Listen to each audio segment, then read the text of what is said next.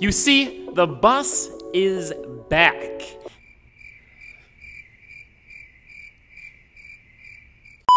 You see, it turns out there is a drift event next weekend, and now that we have the bus back, yes, the bus is back and fixed, I want to try to make it to pretty much every single event in the coming months. Due to COVID and stuff, I wasn't able to attend nearly as many events as I wanted to, so it's time to catch up.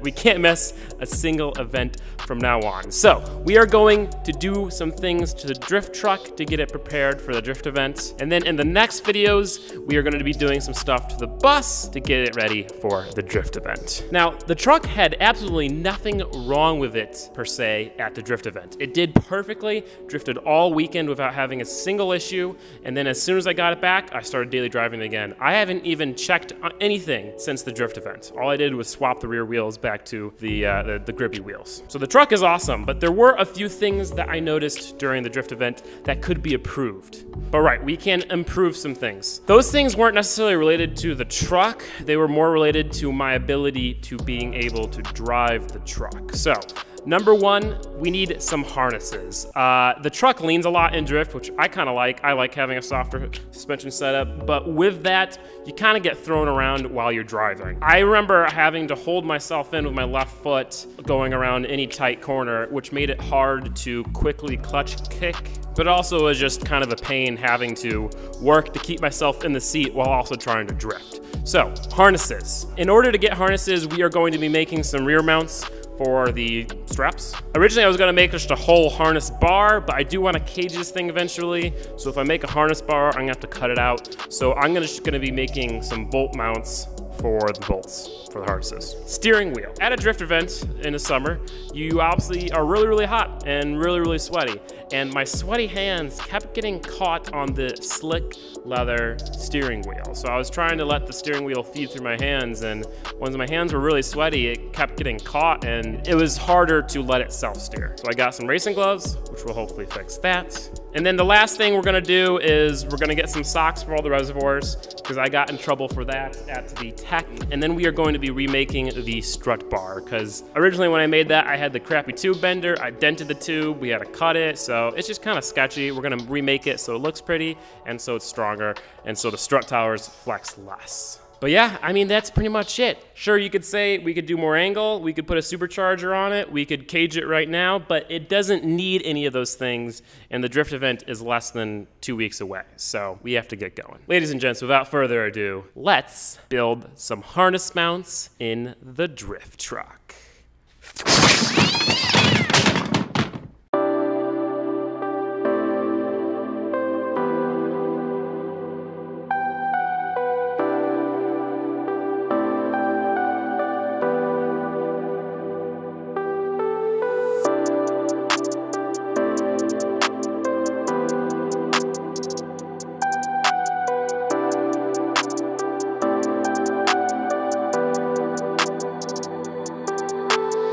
So I removed the seats, I removed this little plastic trim. I'm gonna be welding tabs that X marks the spot. Originally, I was going to weld an entire plate and then weld the tabs to the plate, but this right here is 1/8 inch steel. It's pretty thick. It must be some sort of structural part of the truck. Either way, it's thick enough to weld straight to it. So we'll have 2 tabs here, 2 tabs here, and then the harness brackets go in and a bolt goes through.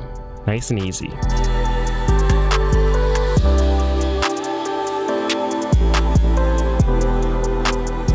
So I don't actually have the harnesses and such to finish the mounts and such. So I put the truck up on the lift, and I was just gonna kind of look over everything after all the drifting and the daily driving to make sure everything was good. And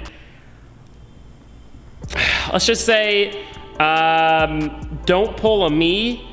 Check your car right after you go to an event, because you don't know what could possibly be wrong. I've been smelling fuel every once in a while. You know where this is going. I've been smelling fuel every once in a while when I'm driving. I thought it was just like maybe the filter on my tank had fallen off and it was letting the fumes out a little bit more. Yikes.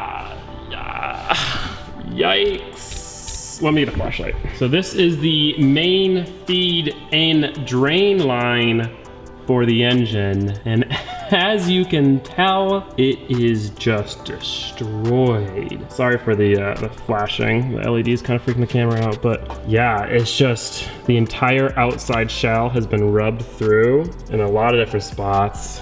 Yeah, I mean, it doesn't technically leak, but I can guarantee you it was really close to getting to the point where it was leaking. And let me tell you, you don't want a fuel leak when you're drifting. That could have been really, really bad. Could have sprayed fuel right onto those headers right there, and kaboom, my entire hard work just in a thing of fire.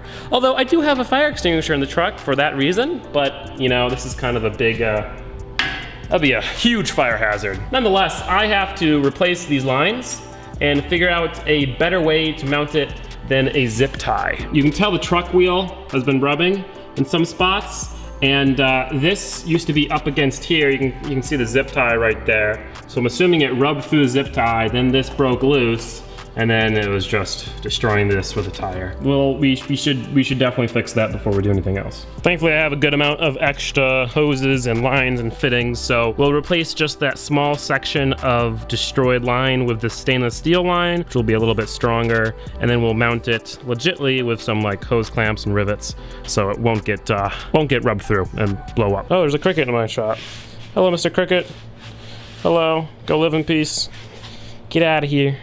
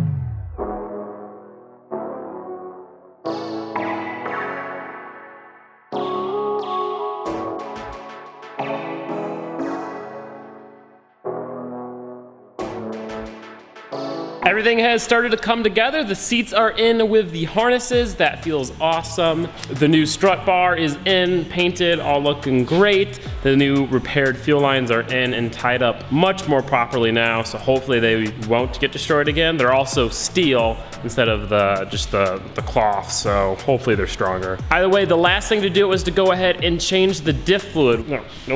Nope, not diff fluid. When we actually changed the diff fluid the last time, it helped locking up the diff so much, by the way, but no, we're gonna change the trans fluid. See, when I first put fluid in the trans, first and only time I put fluid in the trans, I used GL5 Mobil 1 synthetic gear oil. The problem about that is that with this specific transmission, there are brass synchros, and that GL5 fluid is not good for those brass synchros. So the transmission has started grinding. If I try to shift it really fast, it doesn't go into gear very quickly, and you know, it's not good. I got some Redline stuff, GL4, full synthetic, super awesome stuff, meant for these kind of transmissions. We're gonna throw that in there and hopefully it improves shifting and doesn't damage the transmission anymore. Low life, woohoo! That's pretty cool. Oh yeah, look at that. That's all shaved off too. That was probably when I went off track. I remember that. That was lovely.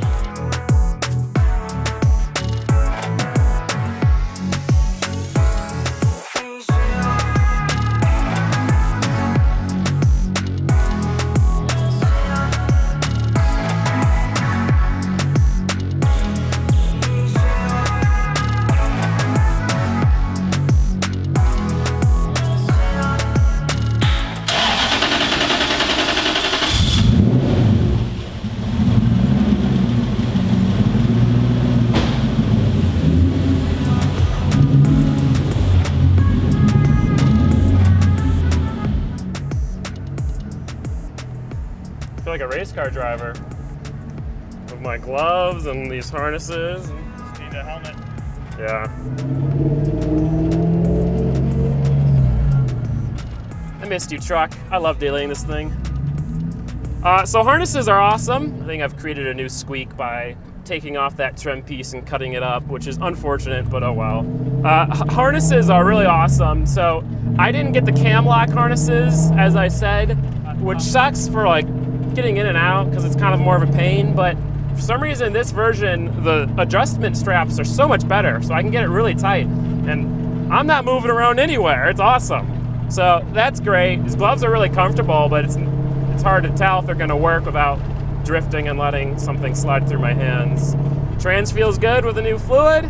We're gonna give it a rip and see how she feels. It's crazy how quickly I get used to driving a car, because I've been driving the Rally Miata for the past 2 days as like a daily, because this thing was broken and Molly's getting some work done. You'll see, that's a surprise. But I got used to that thing, and now this thing feels so much different.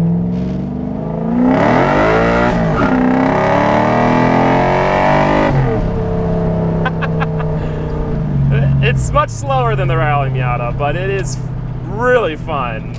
In some ways, it's more fun. Nice Mustang, bud.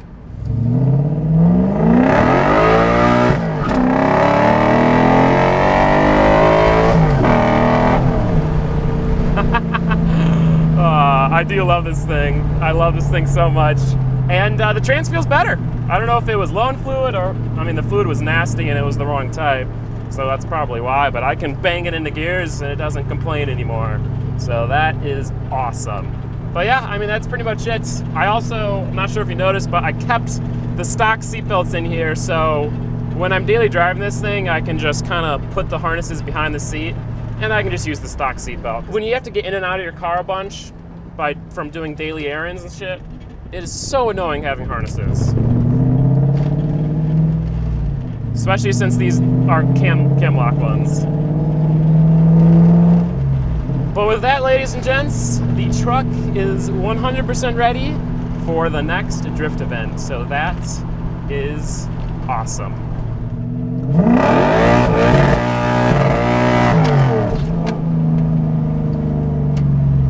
Didn't really like that.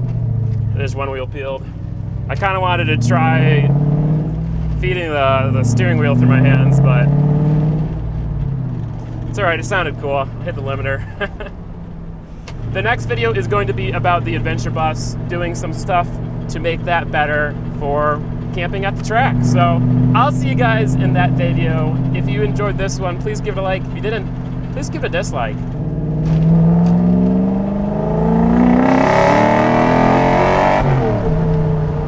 I'll see you guys then. Peace out.